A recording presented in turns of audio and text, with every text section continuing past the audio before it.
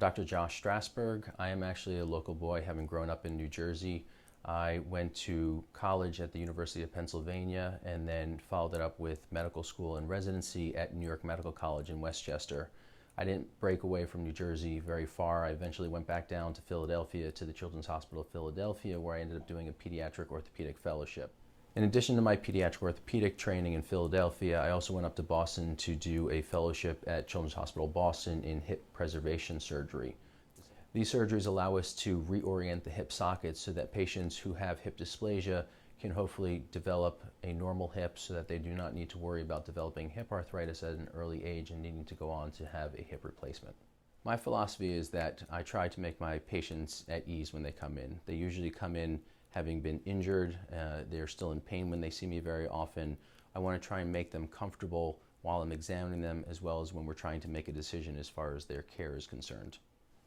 I want to always make decisions for my patients the same way I would for my own children, making sure that I'm always going to do what is going to be best for my patients. When patients come in to see me, they should expect that I'm going to put in extra effort to try and personalize their treatment options based on their needs. I'm going to try and get them as safely to where they need to be back into their activities as I possibly can. As a pediatric orthopedist, my job is to take care of children. Now, my job ranges anywhere from newborns all the way up to 21 years old. And what I always try to press upon parents is that a child is not a small adult. Children are different beings unto themselves and can be treated and need to be treated differently many times often than adults do. In my field, since I take care of such a varying group and age of patients, there isn't always one way of handling any one particular issue. I generally try to discuss all of the various options with my families so that they know the advantages and disadvantages to each of them so that we can come up with the clearest path to best handle their care. In this day and age, there are many different ways that we are treating patients that weren't options years ago.